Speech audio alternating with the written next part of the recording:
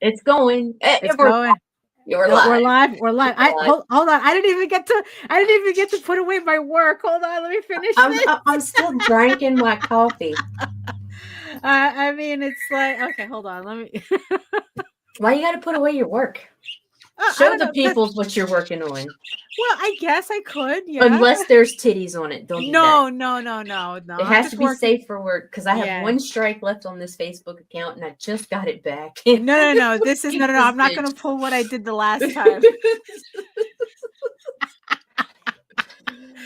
Good morning, people. It is November 29th, 2024, and it is fucking Black Friday. Yeah, good luck. Godspeed to everyone trying to crowd stores for shitty deals. I don't know. It's like when the internet has even better sales right now and Monday. Right. I mean, it's like I don't think I've seen a good Black Friday in the longest time. It's like what? Oh, a $600 57-inch flat screen. We've already got the flat screen Right. You TVs. see that's the funny thing because it's like Costco, not Costco, BJ's. It's like it's Costco Light over here. Yeah. You see, I hate having to say the name of the store. I love it. Where is it? What store? It BJ's. Okay. Like I said, it's like Costco Light, and they I think they took over a store, like another store on the strip mall. So now they expanded, and now in all this empty space, they're putting like all these TVs, and I'm like looking at like who doesn't have a widescreen TV already? Yeah. Like really, it's like why are widescreen TVs like the holiday gift? Everybody has one by now. Damn straight. But the thing is they're not as high quality as they were when they first came out. Like we got a 20-year-old Vizio Right. still fucking kicking, right? Still Vizio. fucking kicking. Yes. When it first came out. When they first came out, right? Yeah. And that motherfucker's still going. I have bought probably 6 or 7 of the smaller ones throughout for the bedrooms and shit since, and had to replace those. But Vizio is finally starting to kick it. Like the LED in one of the corners is like there's this darker spot, and we're starting to notice a little issues with the sound, which is usually an indicator that the whole TV's about to die. But fucking yeah, it's been at least 15 years. I'm gonna say closer to 20. Right. And that motherfucker's still going strong. Right. Wow. Okay. Well, I guess. But yeah, Risk Comics is saying on Thursday the TV was $5.99. Black Friday, the label's gonna say was $8.99, now $5.99. Right. Yeah, it's like it's so stupid. But you know what? If you're out there braving the crowds, like I said, Godspeed, and I hope you do find something worth it for the effort. Oh my gosh. You ready? Absolutely not, but hit it.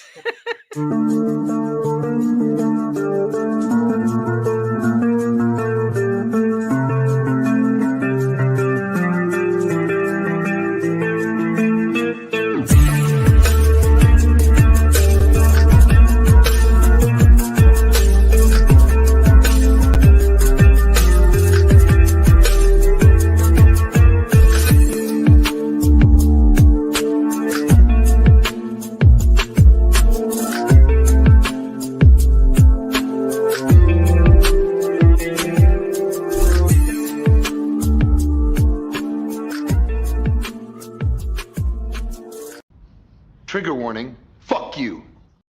Good morning. Oh my goodness. Hold on. I'm still closing windows here. Hold on. Oh man, this is no, this is not what I wanted. Save. It's always good to save. Hold on. I have to save all my files. Like I said, I don't know. If it wasn't for the post you did on Facebook this morning, I would have completely forgot today was Friday. Yeah. That today was Friday and that we had a show, and not only that, you got to close the campaign. Campaign closing in 11 minutes because I realized, of course, now that it's like I was supposed to set the closing time for 11:45, not 11:15. Oh, snap. So we have 10 minutes to go on the Tall Tales campaign. Yeah, so the link is in the show notes. Thank you to the 64 people who have pledged to the campaign so far. We have 10 minutes left to go because I kind of feel bad for this campaign. It's like I've just been so out of sorts.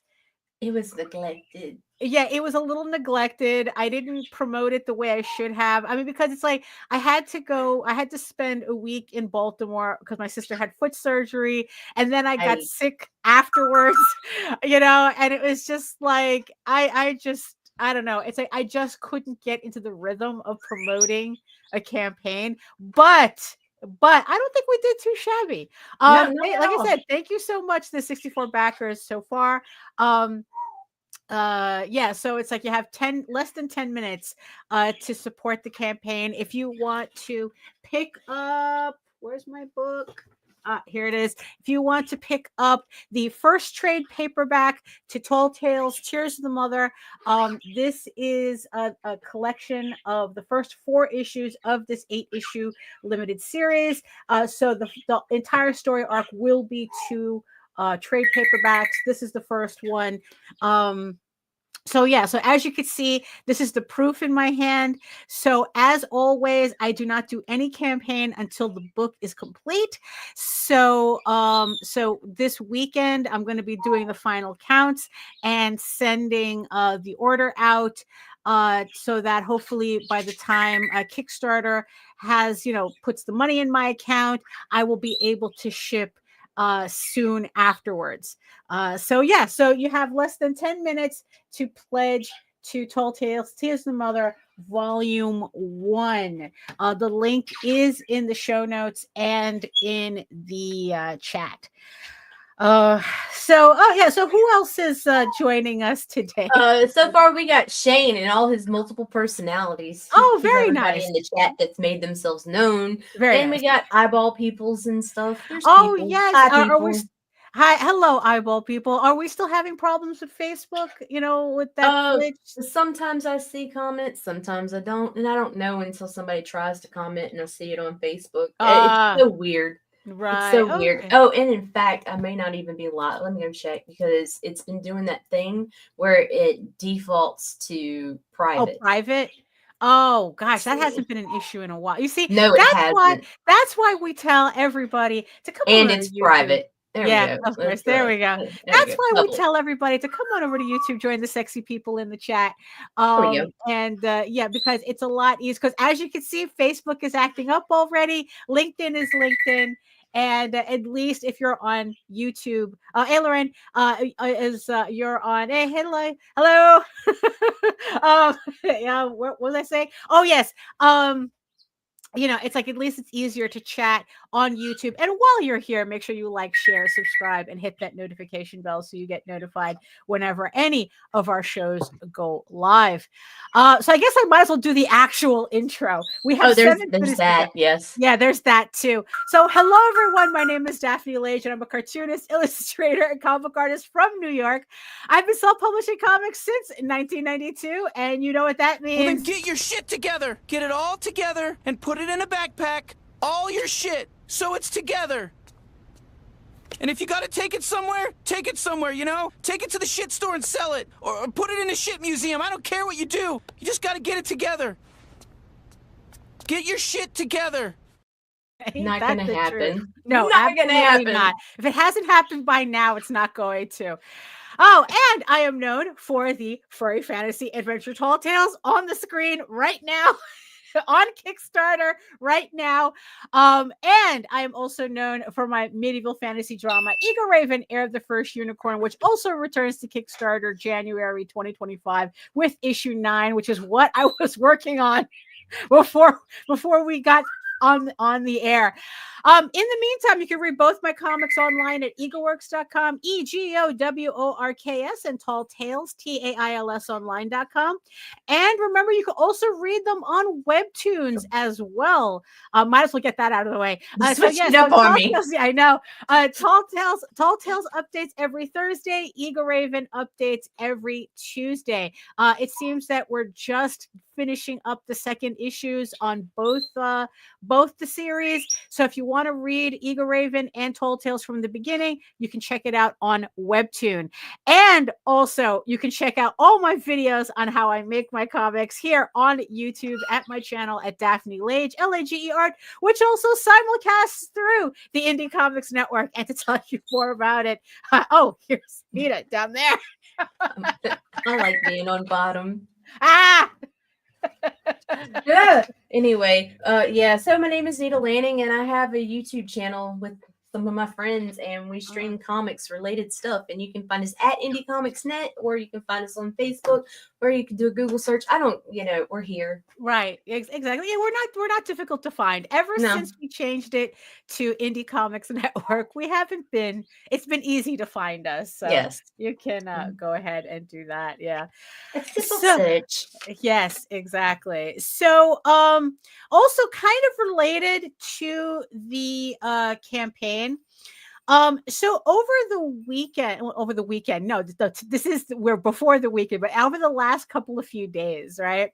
I have learned about something. I have posted about it. I'm still not sure what's going on with this, but it is something called the General Product Safety Regulation that the EU is implementing on December 13th.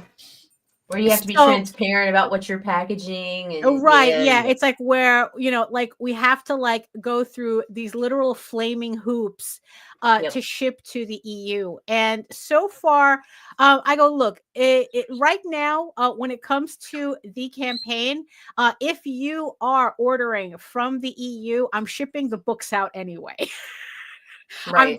I'm going to commit a crime, and I'm going to ship your trade paperbacks to you, regardless of this regulation. I'm not sure how it's going to work after the 13th. So I'm still finding out some information. So what it is that the EU is now requiring that we have like an agent, that if you're shipping items to the EU, that you have an agent in the EU that can verify the safety of the products that are coming in. Would you comic creators stop shipping heroin? Yeah, I know, for real, like putting razor blades in the books or something. Like I don't know, right? So there's been a lot of online stores, like small businesses, especially because these are the type of regulations that they pass to control, like like Chinese companies shipping through Amazon, right? But of course, because they're just doing a blanket regulation, it also covers drags you bloody Americans. Well, it drags everybody who has a small business, and businesses in Great Britain are not happy about this either. Oh no, they are not.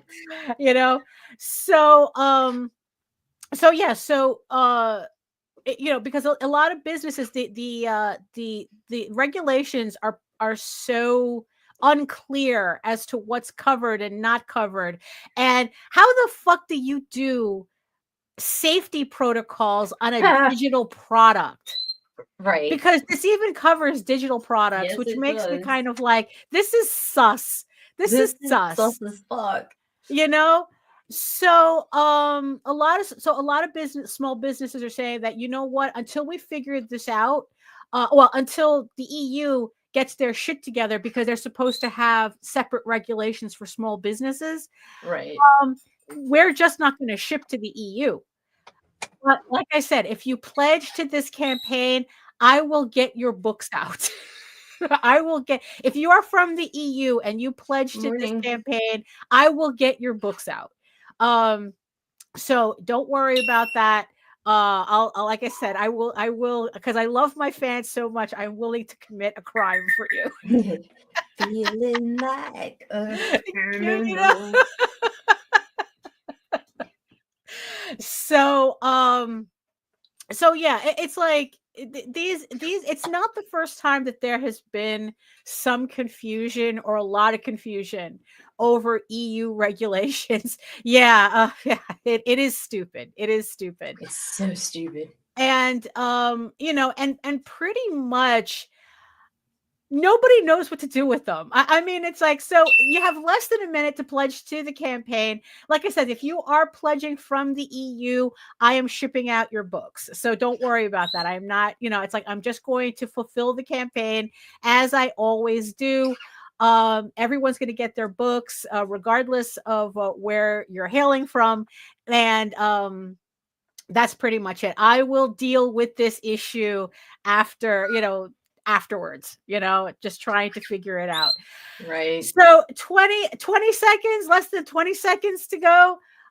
Like I said, thank you everybody who had pledged so far. Thank you to the people who pledged during the show. Thank you so much. 8, 7, 6, 5, 4, 3, 2, 1. Happy New Year. Another campaign. It's another successful campaign. Thank you so much to everybody who pledged to Tall Tales, Tears of the Mother, the volume 1, like this collects issues 1 through 4. Thank you so much. Pledging $3,000 and what is that, $78 to help bring this project to life. Thank you so much, everybody. And because so yeah, so let me okay, so thank you again, everybody. I did mean to put it was supposed to close at 11:45. I had wanted to give everybody the time. You got that 15 stuck in your head, though. Right, yeah, I had the 15 stuck in my head, and I ended up ending it at 11:15 instead of 11:45. Yeah, I know. Well,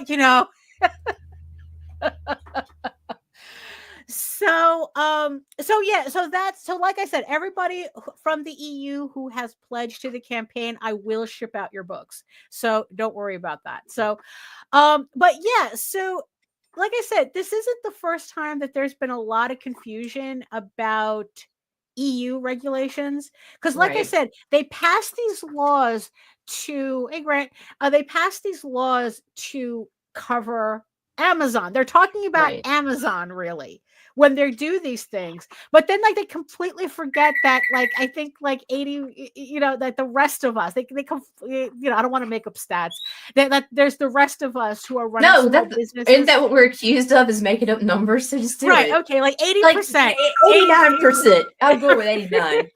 Exactly. 80% of businesses that actually do business are small businesses.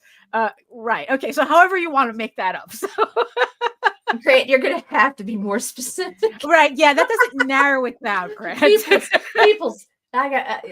love me or hate me. I got beefs with everybody. Yeah, What's crazy is I'm the only one that's not eating. I'm a vegetarian. Right. Yeah, exactly. Everybody else has beef except us because we don't care. Oh, mad? Go to therapy. So we got shit to do here. So I've been like trying to read up on this, and like I said, the thing is messy. Even though it looks like, because it's like it's just absolute nonsense that it's like every product that you sell has to be registered. There has to be safety information. Like you have to know the entire safety process in the making of each of your products. It's ridiculous. And then all this paperwork has to go to a representative in the EU. And guess what? Of course, this shit's not free, right? Not only do you have to like get the safety information from your manufacturers for each thing that you make. That's so ridiculous. Right. And they don't go into detail as to how in-depth it has to be. Like, do I have to like call my printer and have them send me the safety information for each of the inks that they use, for the manufacture of the machine that it's on? God. I mean, it's like they don't go in depth. And even though someone had said like, oh, well, you just have to slap a label on your and everything has to be labeled too now with the safety information, right? It's kind of like a hopped up version. It's kind of like a hopped up version of there you go. Okay, so someone did the math. you know, where it's kind of like, you know how in California they have like this really stupid law where it's like everything has to be labeled like But this that is building, causes cancer. yeah, this building causes cancer or something like that, you know, and I thought it's kind of like a hyped up version of that, you know, My it's like, chair yeah, causes cancer. right, exactly, It has only in and they California couldn't though. even get this damn tag off. Yeah, only Yeah, in California, my chair California. causes cancer. Yeah, exactly.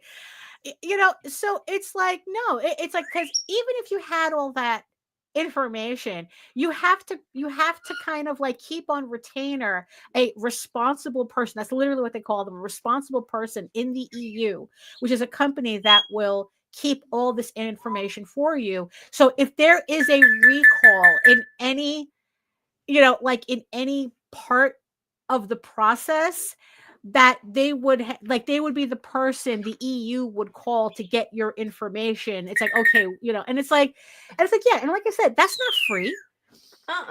That shit's not free. And it's like, and the info, yeah, so pretty much everybody has been like taking the idea, you know, just taking it into going, it's like, you know what, it'll be easier for me to not ship to the EU than Jeez. it will be for me to figure out this bureaucratic How to jump nightmare. through their fucking hoops. Right, exactly. Ugh. You know, and that's what's happening. I've been seeing a lot of like, you know, a lot of God, and we thought people. we had it bad with fucking Australia. At least that's just more money. Right, at least that's just like shipping cost itself, Right. you know. Right.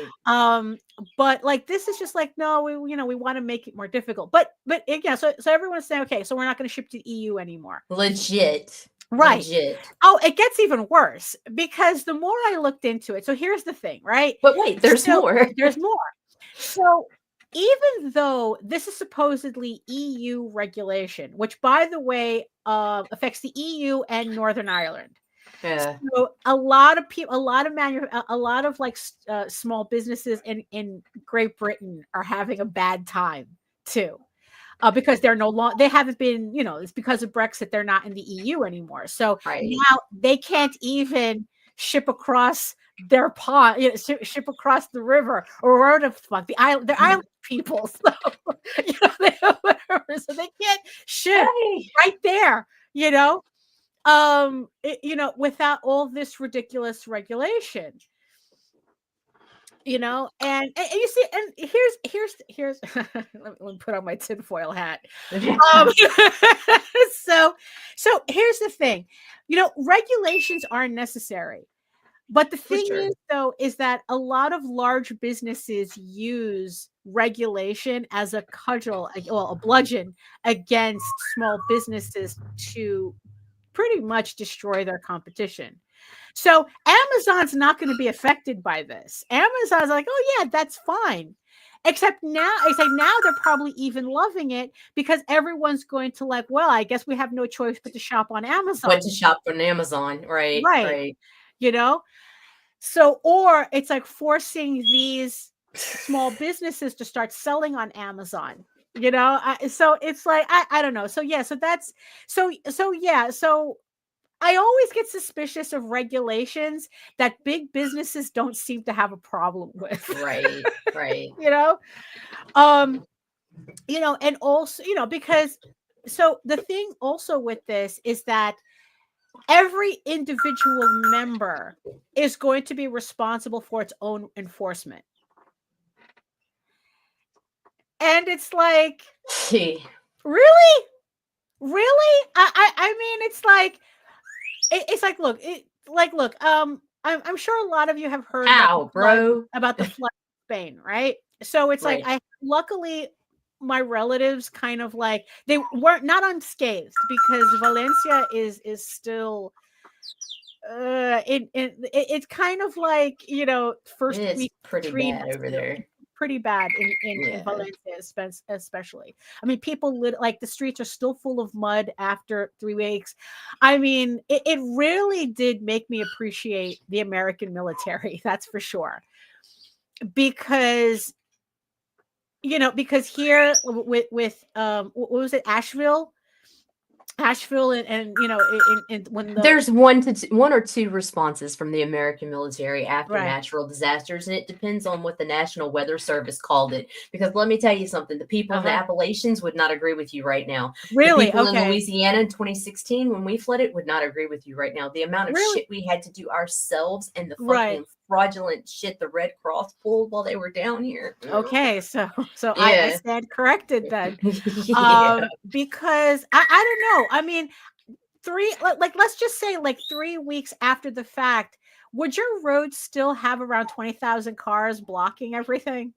We had people without power for 12 fucking weeks, bro. Right. Well, yeah. We had Yeah. roads that were inaccessible for Right. months Okay, after so a maybe it's fucking okay. So tropical depression that didn't have a name because it wasn't a named storm. It wasn't declared a state of emergency. right. They left us here. They left us. Oh, well, okay. So I stand corrected then. So it sucks everywhere.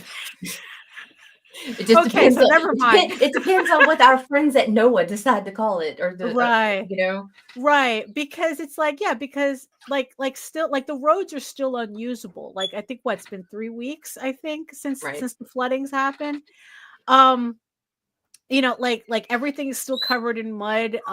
There's still cars piled up on streets. And I don't know, I would just at least thought that the US military, if it was the US military involved, they would have gotten all that And it's cleared like up you by see now. those pictures and you can't fathom that mess, but then there's something that they're not even factoring into that, and that is what it smells like. Oh yeah, no, absolutely. Absolutely. Awful. Right, yeah. Because it seems like Great Britain, like there were parts of Great Britain that had flooding as well, but they were kind of like really nonchalant about it because it's happened before, so they were kind of prepared. And it's like, it's like I don't know. So what was I saying? Oh yeah, so there, so pretty much the I think it was like the governor of the region or the mayor of the region. No, the governor, I think, or was it the president of Spain? I don't know. I don't remember. I don't know who's A who over there. politician. All I know is that my relatives are having kind of a hard. They're having a hard time anyway, because even though they were minorly affected, like they lost a garage and a car Right. in the flooding, the rest of the city is at a standstill. Right. So it's like, so even though like they personally weren't affected as much, as directly, they still have to maneuver around a city that's still kind of in chaos over this.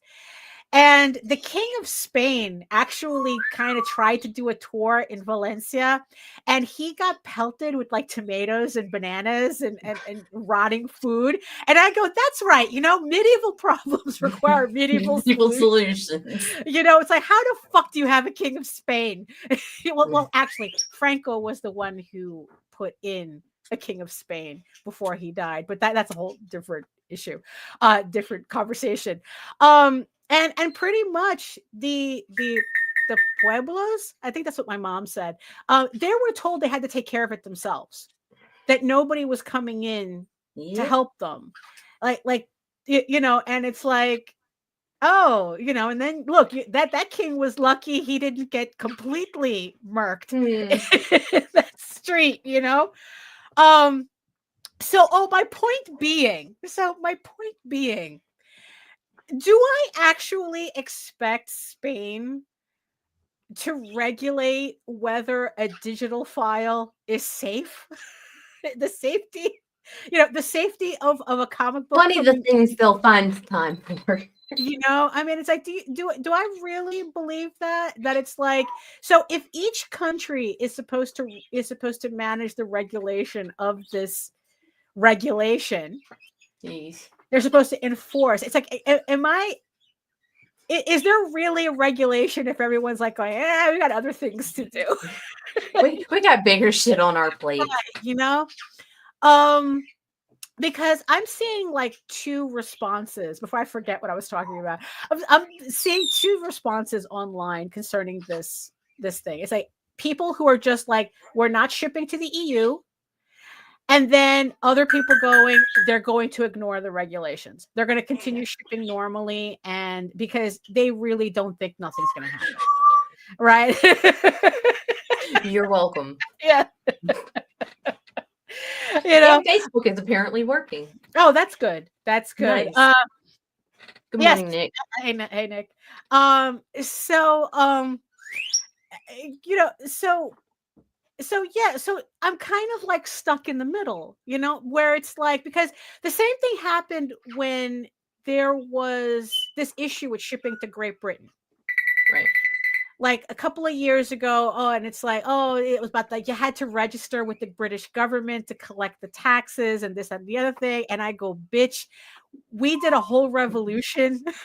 So we didn't have to answer to you. Right. So it's like, no, I am not going to be collecting taxes on behalf of, We're going to go make some tea again. Right. Exactly. I'm not collecting taxes on behalf of the crown. So, but the thing is, though, is that, and I spoke to Rob Multari about it, and he goes, I just put a sticker on the package that says that whoever's receiving it is responsible for the taxes. So I started doing that, and I never had a problem. So it's like, you know what? It's like, maybe this will just be the same thing where, it's like where there's going to be that initial panic / everybody trying to figure out what's going on. Right. And then we're all going to be like watching each other as to like who's still shipping, and then realizing nothing happens. And then, and then just like, we're back to normal, only because we're ignoring the regulations, not because we've maneuvered around. Well, we've technically maneuvered around it by ignoring it. Right. So yeah, so like I said, anybody who pledged to the campaign, I'm just gonna go ahead and ship your books. I mean, it's like, what's the worst that happens? It's like, I can't, I can't go return to sender in 6 months. Yeah, exactly. I mean, really, it's like, it's it's not in effect yet, and I think even if they were trying, it'd take a while. Just ship that shit. Because I also read that the fines, whatever fines they wanted to impose for non-compliance, they weren't going to kick in until 2027. Oh, well then fuck them. Right. So it's like, yeah. So don't tell us we have time. Right. I still don't have my RFID. Yeah, I know. It's like, Jesus. It's like, I don't know. So I don't know. On the stores, so on the online stores, I put the thing that I'm not shipping to the EU, but I think for Kickstarter, I'm just going to ignore it, because it's like, it's not like I get a lot of orders from the EU anyway, and we have very dedicated regulars. Right. And you know what? It's like, I will commit crimes for you. I would commit crimes for you. So I think for the Kickstarters, I'm just gonna ship normally, and just like whatever, and then it's like, we'll just see whatever happens, So what you gonna do? Yeah, exactly. So I don't know. The whole thing is kind of dumb, but yeah. So so Black Friday, right? So yesterday was Thanksgiving. Yep. So I hope everybody had at least a quiet Thanksgiving. I know I did, because we don't celebrate Thanksgiving because Jose's birthday usually falls around the same time. So we just do Jose's birthday instead. It's a party. Yeah. So we did. So we did that instead. So yesterday, the actual holiday, I was just like work. I mean, I think neither of us came out of our pajamas all day.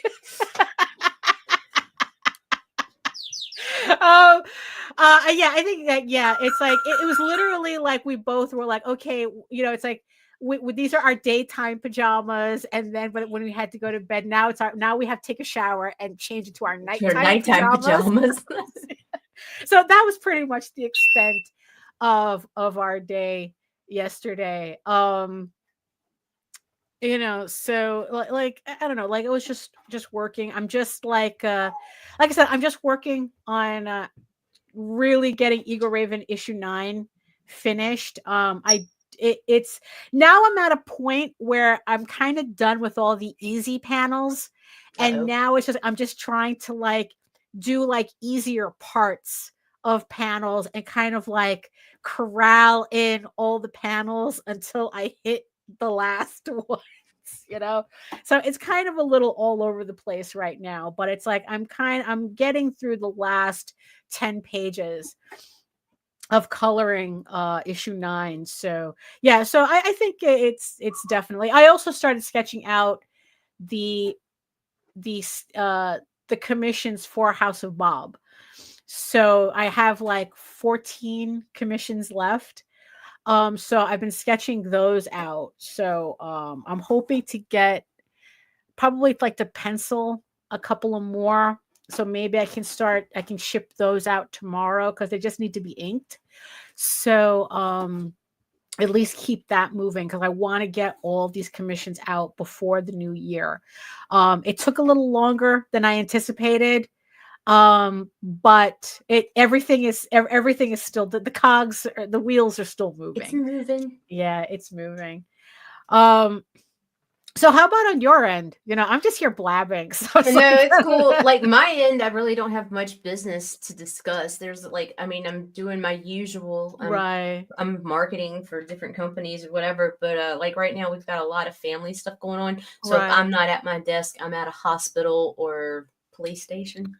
Oh well, yeah. Well. It's just how it goes. Right. Yeah. God, I love being born of white trash. Oh no. Yeah, but you know, it's just yeah, so it's just kind of like I don't know, just getting everything done before the end of the year. Like I really can't believe that we're already like it's the end of November. Little end of November. Yeah, today's the 29th. I mean, it's like already, you know, we're going to be hitting December, you know, face first. And it's just like, oh, I don't like this. You know, it's like always. And it's like, look, I always get itchy at the end of every month. At the end of the year, it's even more so. Yeah, it is. You know, that whole like, oh my God. It's like, and you know, so I don't know. It's like, so what? Thank you, Michael. Oh, thank you. So, I don't know. It's like, I feel like, but I mean, no matter what though, it's like, even though I feel like I didn't get through the schedule the way I wanted, in the end, it's like, I'm not going to be working on Tall Tales 7 and 8 until next year, until like I finish this issue. And then get those, and then like just go working on those 2 issues at the same time if I have to, you know. I do have it somewhat laid out, like I have the dialogue laid out for the next issue, so at least that gives me an idea as to how the panels themselves are going to go. I was hoping to have that done earlier, but you know, the timing just wasn't working. So so yeah, so most likely in January, I'm going to just work on those 2 issues at the same time. Right. Just to get them done. I mean, luckily I don't have to color them. So, you know, so it's just like penciling and inking and that's it. But I pretty much accomplished most of what I wanted to do this year so far. Same, except The Office. I didn't finish it. Oh, well, you know, yeah, but and I'm not gonna. Right. Yeah, because that is a lot of work. It's like, look, I mean, it's like, you know, Mom keeps offering to buy a carpet for my office because it does get cold. Oh my God, the amount of shit you'd have to move. And I'm like, and I'm refusing only because I don't want to move anything. It would be a nightmare. It is just way too much, you know. It's like, our landlord offered to recarpet because the carpet here is ancient, right? Yeah. And they offered to do it, and I'm like, no, I'll just keep this stained, murder-looking carpet, because there's no fucking way. Especially in the master bedroom, no fucking way. Yeah, I mean, because it's like it was something that I should have thought about more seriously when we had the office empty, because we had like a flooding problem in the office. I mean, it was actually flooding. That's how I lost an initial when I started collecting Kickstarter books. That's how I lost an entire box full of them. because it flooded and it just turned, everything into mold. Eek. So um so we had to redo the office to find where the leak was coming from and everything. And that was when I should have decided, oh, I should have put a carpet in here, because we had it empty. And then once I started putting stuff in, it's like I don't want to move anything anymore. Right. It's like they're just kind of, maybe 20 years ago I would have had more energy to I don't know, more energy and just more like I don't know, like just like, yeah, let's Well, put the carpet in. Yeah, I like, guess, right? Yeah. You know, but now it's like, no, we do not put carpet in the toilet. No, we but do do you not. remember like when everybody did? Yeah, yeah, Oh my God, my yeah, grandmother had a fuzzy toilet seat cover, and it was just yeah. like, the That fuck? was very, Even what, as like a very kid, I was 80s. like, no, no, Yeah, that this was is like, not even like, yeah, we natural. knew, yeah, even as kids, we had that visceral reaction to carpet in the in the In the and it wasn't bathroom, just any period. carpet, right? It was No, that like weird, like really borderline low shag end, shit. yeah, that low end plush, like carpet you would use for like a really shitty fursuit or something. Like it was just Right? like not normal carpet. And No. it's like, And yeah, it was like I said, always bizarre colors, like that fucking teal blue or that fucking right, chukey pink color right, yeah, or orange, and it's like, green. yeah. And it's like, yeah, like I said, even as kids, we had this visceral like we knew it was wrong. It was an affront to God. Carpet in the bathroom is an affront to God. you know? But yeah, like yeah, I understand how theoretically it would sound like a good idea, but if you think logically about moisture and humidity, it is Yeah. not a good idea. um Yes. Right, Yes. yes. Yeah, exactly. Yeah. Yeah. Um, what were we talking about? I don't, somehow How did we start not talking putting about carpet in the carpet? office Right. Oh, yeah, because yeah, yeah. it's not Carpet in worth the it. office. It's not worth the Yeah. work. Right. Well, right. Yeah, it's not worth the work of taking everything out, and then like, and especially when it comes to the wires in this place, Jeez. I'm not even because gonna talk about my no. fire hazard, for our Yeah. wireless Oh, society. yeah, I know, right? Remember those days when they said like, oh yeah, everything's gonna be wireless? Yeah. How come Sure. wireless requires more wires than Yeah, wired how did that shit? happen? Yeah. So, so yeah, so it's like, yeah, so no carpet. Yeah, so no carpet in the office. And I don't remember why we started talking about a carpet in the office. Oh, because I said I never did do mine. Oh, the office, right. Yeah, Yeah, I'm not. yeah. I'm not even gonna Yeah. bother. I'm gonna clean it, and that's gonna be the end of it. I'm Yeah, gonna in call the it a end, success. I'm not gonna right. redo it. Yeah, I mean, I think like the most dramatic change I made to the office was getting that bookcase, because it really did clear off a lot. And I took down a lot of stuff too, that I had some like other cameras and stuff on my desk. It's kind of like, oh yeah, once I made the decision that I wasn't going to use them, I just took them down and put them away, and now I have like all Right. this space. And now the goal is to not get tempted to fill that space unless it's with Right. something that I'm going to use. So it's nice and clear So now. no more crappy birthday presents, right? Well. Why? It's like, why? It's right there. Okay. It's right there. I see it. Right? So, for those of you who can't see it, it's a candle It's a with prayer candle. It's it's a not just prayer. any candle. Yeah, and definitely not any candle. It's a prayer candle to Geralt of Rivia. I always get his name wrong. Yeah, it's a Witcher candle, prayer candle. And because I cannot like light candles, because it's just like, no, it's just something that's too easy for me to get distracted away from. So I have like a little like fake tea light in Oh, there. neat. A little Right, LED but one. the little LED one that flickers. So so it's like I turn it on, and it's like I have the candle going. It's mood. Yeah, it's a mood. It's a mood. Um, so it's like I got most of the stuff that I wanted to get done this year. Like what would you say was your big accomplishment this year? My biggest accomplishment Yeah. was finally making more money than I'm spending. Oh, Like, not only am I finally in the fucking black, I am well into the black. Still a Right. broke motherfucker. By no Right, means well. saying I'm loaded, but I am Right. actually making more money from comics than I am putting into promoting comics. Oh, that is a big And deal. That is a big It's a very deal. big Yeah. deal. Yeah. And I did well last year. I did Mhm. better than some creators. So it's Right. like, but it still wasn't enough to cover all the expenses. Well, it never is. It never is. Thanks, inflation. But I made it to the black. I am arriving in 25 alive. All right. That is, yes, that is a nice goal. Yes.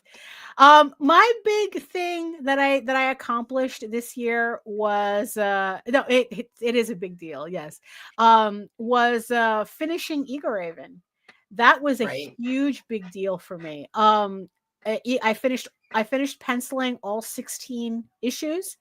It's also lettered, so pretty much all I'm doing now is just inking and coloring through the series. I don't have to think about it anymore. And I'm still a little off my game because of that, because once I finished the series, it's like a huge chunk of my brain got taken out because the story, right.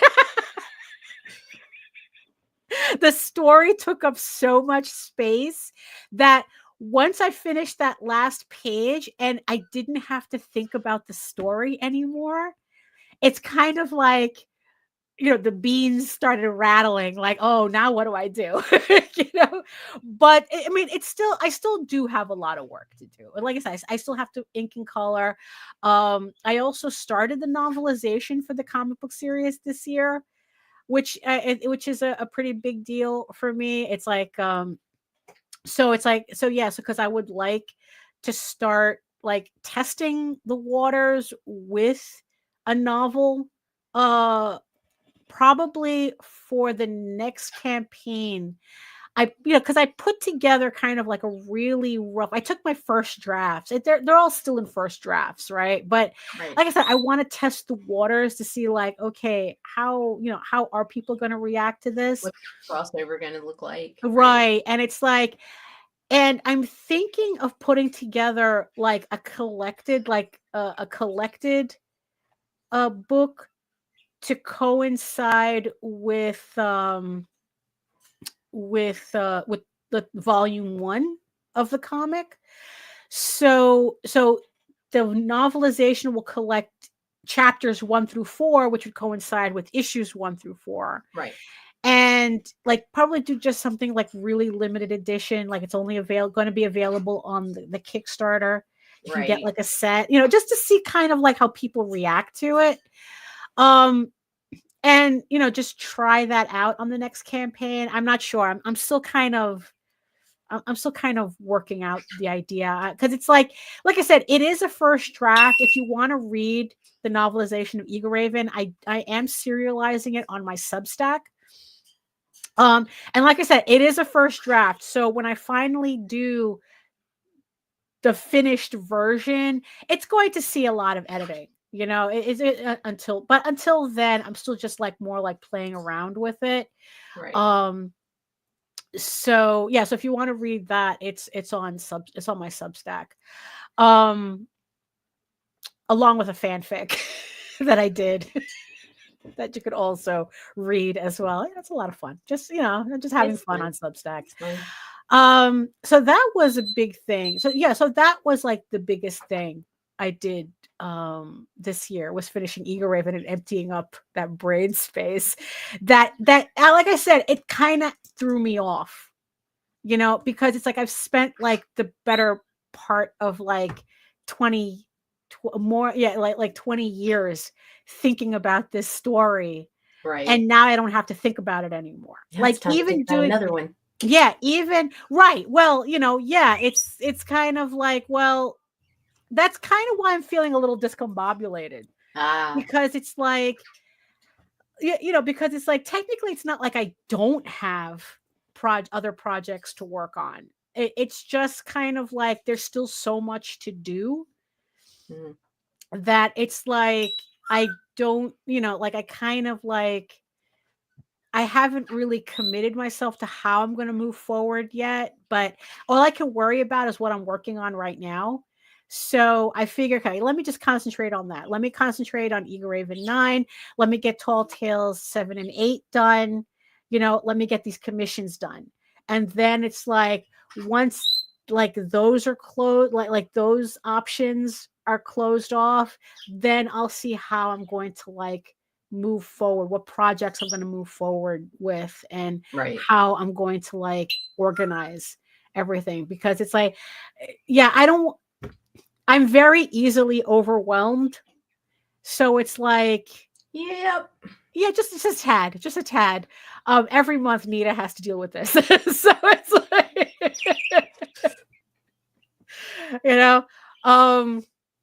it's like, are you PMSing or are you just panicking over the amount of work you do? Why not both? Right. So that's kind of like the only thing that I could do, right? Is just worry about like what I have to finish right now. Like just like, okay, these are the important things. These are the absolute important things. Because especially set Tall Tale 7 and 8, those are for next year. Those are the next, some of the next Kickstarters coming up. Right. So I want to finish those two, which closes out volume 2 of this. So at least this will be finished. Right. As a series, and then I could put that aside, get that out of my head. It's like, okay, and then like, and then just like kind of like continue with this, with the whole Eagle Raven universe that I'm like sorting out over here. And just like, and then it's like, there's a whole thing about trying to go back to conventions, whether that's going to work for next year. I have my doubts with some of them. I'm definitely, I checked my credit card statement. I am definitely registered for Baltimore Comic-Con. So that I know for sure, Baltimore Comic-Con, right? The other convention that I have for sure is Monsterotica, but I'm going there as a fan. A voyeur. Yeah, as a voyeur, right? Exactly. Not as a vendor. I mean, that is something that I like. I'm going to go to the convention and see like how feasible it is for me to go there as a vendor, whether it is something that I would fit in with. I kind of think I could, especially with this new art series that I'm doing, the the alpha beta the alpha beta sigma fraternity that I'm working on. Like I kind of think that it's like it's a werewolf fraternity. So it's like it's gonna have like all these characters that you could buy prints of and really like stupid stickers, and and it's like, and it fits into what I'm doing already with House of Bob.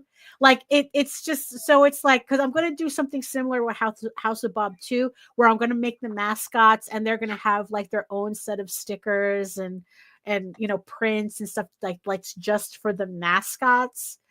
So it all like kind of like, because I was kind of like thinking, what would be the lore of that? So it's like, so alpha beta sigma is abs for short. Yeah. They're a fraternity of werewolves, right? Werewolves who prefer to stay in their furry shape. So I hit two fan bases in one. And I'm kind of like, so it's like maybe the fraternity is next door to like the House of Bob Club, Uh, you know? So because it's like House of hmm. Bob is just like it like it could like I was say it's like, oh, it's a fraternity and a sorority, but House of Bob is like it's a little too different to be I Right. would say it would be a sorority. So I was kind of like, maybe if I like kind of base it on like kind of like the Playboy clubs from the Hmm. 70s and 80s, or like the hustler clubs that they have There you now, go. where it's just like a club. It's kind of like a strip club. It's kind of like um like a fetish club or something. Like I haven't quite decided yet how I'm going to like work that mythos, because I like the idea of having like a lore. Like I don't like just having, oh, here's a character, random No, no, characters or no. stuff. Like, no, I You want need it a to have, lore and you need rules. yeah, and it's like who are these characters? What did they do? Make little, oh, it'll be funny, make little collectible cards with stats, kind of like, like the Oh Marvel, shit. like, oh, what is it, like the Marvel universe where they have like stat cards for everybody. There you So go. it's like, kind of like something like that for the House of Bob and and Abs.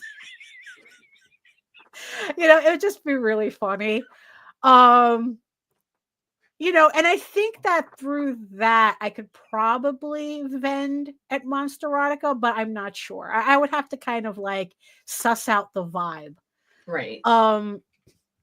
Because I think what really works in my favor is that a lot of these monster erotica authors, they really like using cartoon covers. Right.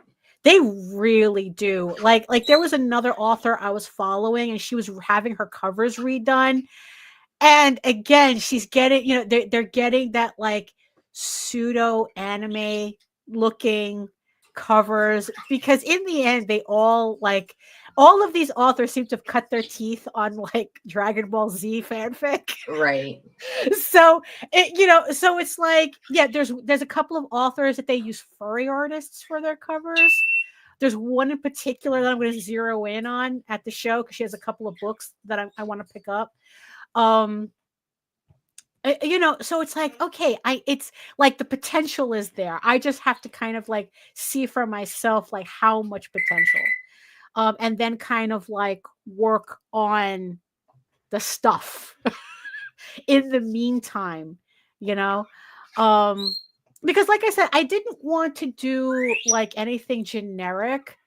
Like, oh, like here's some fan art characters from this series or that series. Like if I like doing fan art of like, I don't know, Ice Planet Barbarians, someone already does that, and they're kind of like considered the official artist. So I don't want to do that. It's like I want to be aggressively myself, so it's like I want to create this whole mythos around these characters that'll kind of like fit in to what this audience is into, um and see what happens, and it's like, and I'm hoping that would be enough to kind of like get them interested in Ego Raven.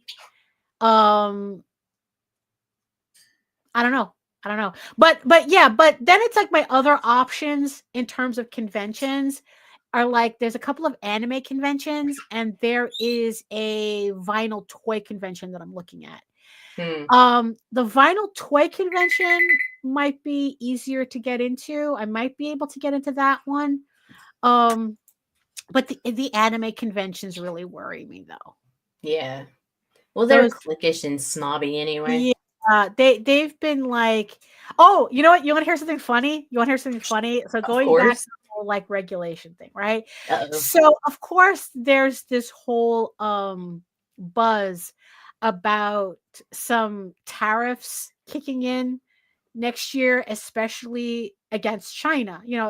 Tariffs, on Chinese produced goods, I think. I don't know. I Right. don't know any of the real details. There's just been some buzz Right. about that. But there's going to be some tariffs that are going to make manufacturing overseas more Stack expensive. up on them art supplies. You know, and what was really funny, this happened on Blue Sky. There was a creator who was goofing on all these Artist Alley girlies who were freaking out over the tariffs, over Right. these supposed tariffs. So we don't know anything yet. Right. That's saying that it was going to make it incredibly expensive for them to make all their tchotchkes. Right. And now they're upset that they have to like look for places in the United States and they're more expensive if they do it at all, you know, Right. that type of thing. Right. And this creator literally was coming out and saying, good. It's like, you know, Yeah. it's like, good. You know, I'm glad you're going to be affected by this because you know what? You tchotchke girlies take up way too much space in the Artist Alley. Yeah, we need to get rid of some of the kaiji. Yeah, you know, really, like he was really mad about that. You know, it's like because he's a comic book creator, yeah. You know, and he really, you know, and he was like saying, it's like, no, you girls take up way too much space in the Artist Alley, selling your fan art Amen. crap of characters that aren't even yours. You know, Right. meanwhile, people like us with our comics Creating that we want to shit. sell, actually creating stuff. You know, we can't get into those shows. Right. Because you're hogging up all the tables. You know, so it was kind of like, oh, that was a real I actually found it funny because I'm like going, well, you're not wrong. You know? Because, you know, because that's kind of how those are the people I'm going to be competing with. Right. For Artist Alley tables, even though like anime conventions are probably more the audience I should be targeting, the way conventions are set up is probably going to make it very difficult for me to reach that audience the way I want. Because it's like, you know, you have these, you know, the Artist Alley girlies, they've been doing this, you know, for the past like 3 or 4 years, you know, and, you know, they know the system. You know, they know the second they know the second those applications come up, like they know it almost immediately. And then it's like, oh, what do you mean applications are sold out? You know, or it's like, what do you mean applications are closed? You just opened, you know, 5 minutes ago. Right. You know? So, you know, look, the only other convention that's that annoying to register for, and it's not even the convention itself, it's San Diego Comic-Con when you're trying to get the hotels. When you're doing the hotel when lottery. Playing the lottery. Yeah, I always hated that part of the process of setting up for San Diego Comic-Con is the hotel lottery. You know, because it's set up where you cannot get hotel rooms outside of that lottery. Right. You know, and it's, you know, and it's like I hated it. And now it's like I have to go through lotteries again just to even pretend I'm getting into anime shows. Yeek. So, you know, and the thing is, yeah, so it's like I'm kind of in this middle ground right now where it's like the anime shows might not be viable because I won't be able to get in.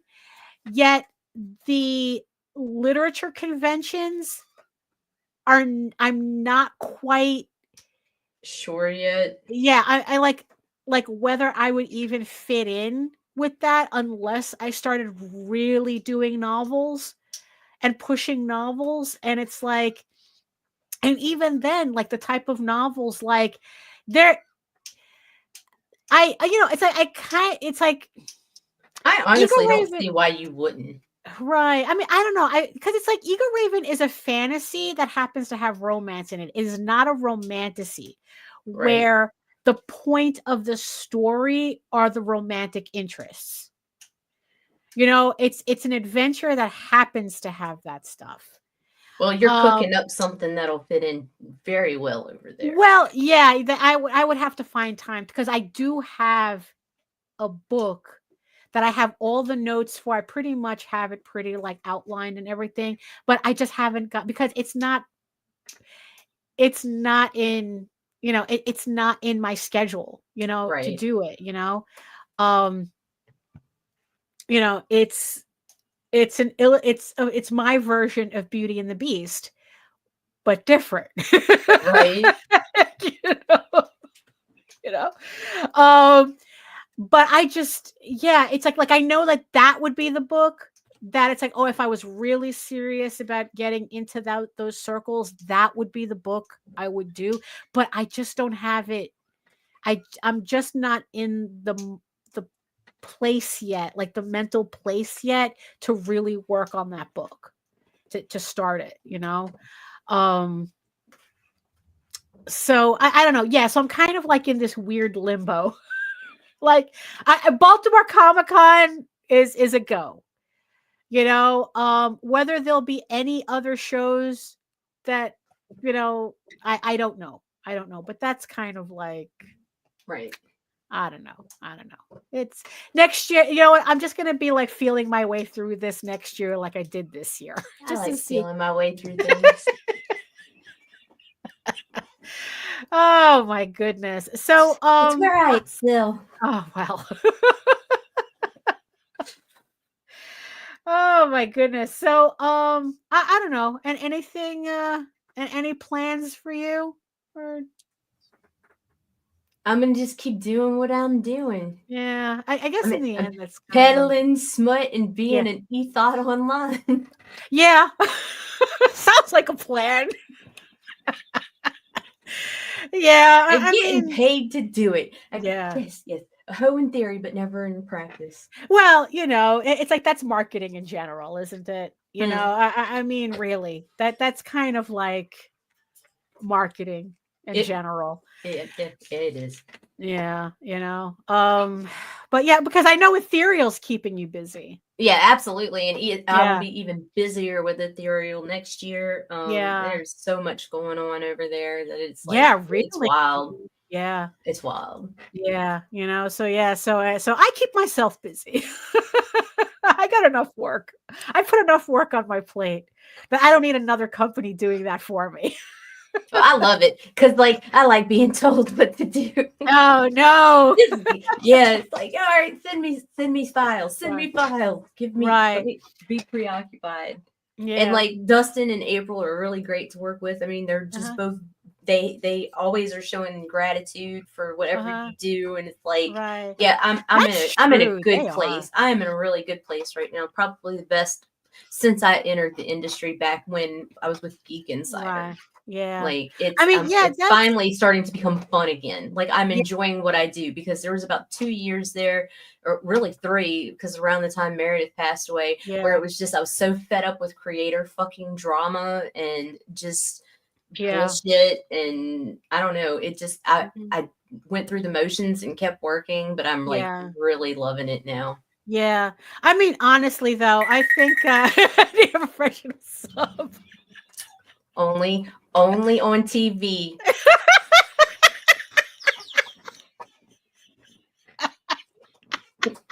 I can't wait to teach your sister some things in Baltimore. Well, look, we're just gonna have to figure out the futon situation first. Let's figure out the futon situation first. That and how we're going to work the show. That's a whole other thing too. It's like, because are you still you still want to come for Baltimore? Okay, so like for right now, I'm loosely committed because there's so much going on right now. Yeah. No, I get it. Life is really throwing us some fucking monkey wrenches right now. Like, and it's like all at once. So hopefully, it's just getting it over with and out the way. Like, here's all this bullshit. Deal with it, bitch. And it's like, and then it'll calm down. Right. Yeah. I mean, yeah, because at least this time Baltimore's in October. Right. So, that gives us a little bit more time, right, to figure things out. But spit water everywhere. Well, oh my goodness. So I don't know. That's it for me.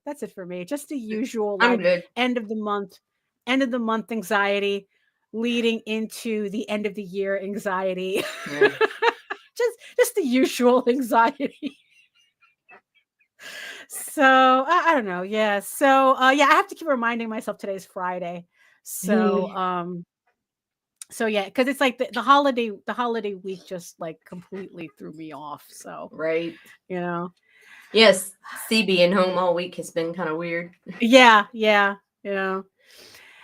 So I don't know. That's I think that's it for me. How about you? I'm good. Make sure y'all Yeah. check out the links in the comments, Mhm. or in the show notes. Ethereal's doing something new. Got a pinup book right now Mhm. with some background information and some yeah. Yeah. Right. Yeah. This book, Pictures. yeah, Yeah. pictures, lots of pictures. If you like Pictures I cannot cosplay, even show you censored. If you like that's true. cosplay and if you like Playboy, Yeah. it's the best of both worlds. Right. Yeah. So there you go. Okay. I remember, I think it was at Boston Comic Con, that there were these cosplay girls that they had a nudie booth. Oh, So there was what? they had built a booth at like they had their tables, and then they had like it looked like a telephone booth, right, with a Oh, get out. with like a shower curtain. And in that booth was where they had all their dirty cosplay Nice. photos. So you can go in and you can The bathroom. yeah, exactly. And you can look at the photos, and then you can tell them which, and then you can order which ones you want from them, I from like that that. booth. I Yeah, like it was pretty funny. It was pretty funny. So this book is, I guess, like similar to that then, right? It is, and it's not just that. I mean, there's like, there's behind the scenes interviews and stuff with the creative Right. teams Uh-huh. on the different projects and whatnot. Right. And there's clean cosplay too. And there's 3 different versions. There's a tabletop version, which is like a complete collection, thick ass book. Right. They're doing a comic version, which is just like 24 images, whatever. Oh, interesting. And Uh-huh. yeah, and then there's the trade paperback, which is similar to the hardback, but Right. it's a little less. Right. So I mean, they've got whatever you want on there. Oh, So interesting. it's cool. So there you go. So check out. So I guess links in the show notes. Right. Right. The whole 9 yards. Right. Yeah.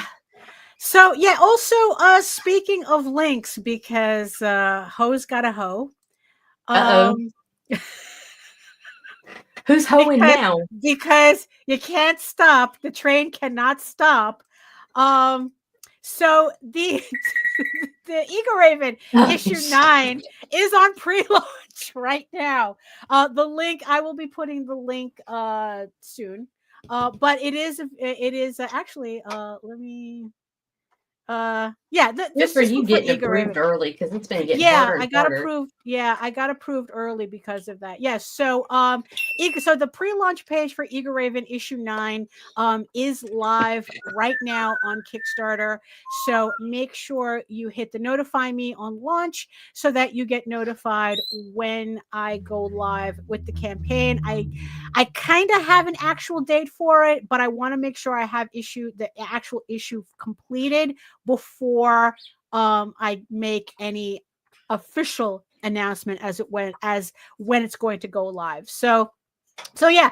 So everyone, thank you so much for supporting Tall Tales. Now you can go support my girl right here. So Get it. yeah. Yeah, so that's it. I guess that's it for us today. Thank you everybody in the chat for joining us. Thank you so much to all our beautiful eyeball people watching us from regions beyond. Thank you so much for joining us. And hold on, let me close that. There we go. And yes, so yeah, if you want to learn more about me and my artwork and my upcoming campaigns, because there's always one. Always something. There's always something. You can head on over to my portfolio site, eagleworks.com, where you can find links to all of my galleries and social media sites, but I mostly post to Facebook if you're interested in seeing sketches and current work in progress updates. And you can also catch me here on YouTube as well for videos on how I make my work and my semi-weekly art live streams Wednesdays at 4 p.m. Eastern. I haven't done one in a bit, but if you subscribe, and hit the notification bell, you will get notified when I decide to go live with the draw streams. But when I do go live with it, it's usually on Wednesdays at 4 p.m. Eastern. It's 2 hours of me just working and hanging out with the chat. It's kind of like being at a comic book convention, but you don't have to worry about blocking my table. And remember, you can also read Ego Raven, Air the First Unicorn, for free, uploading every day, Monday through Friday, at egoworks.com, EGOWORKS. But if you prefer your fantasy to be more of a furry Lord of the Rings adventure, you can follow the link to Tall Tales, TAILSonline.com. And not only can you read the first 20 issues of Tall Tales for free, but you can catch up on the latest story arc, Tears in the Mother, which is also currently uploading Monday through Friday. And if you prefer to read your comics on Webtoon, Ego Raven and Tall Tales is there too. Ego Raven updates every Tuesday and Tall Tales updates every Thursday on Webtoon. They're just finishing up the second issues on Webtoon. So if you prefer to read it there, thank you everybody who have been leaving ratings for both books and just subscribing. Thank you so much. So Webtoons is also an option for you as well. So thank you so much everybody for joining us. And in the words of the ancients, eat your food, moisturize, mind your business, and do the work. Because when you actually do the work, you never have to fake any of your accomplishments. Thank you so much again, and we'll see you next time. Bye-bye. Fuck you, fuck you, fuck you. You're cool. And fuck you, I'm out.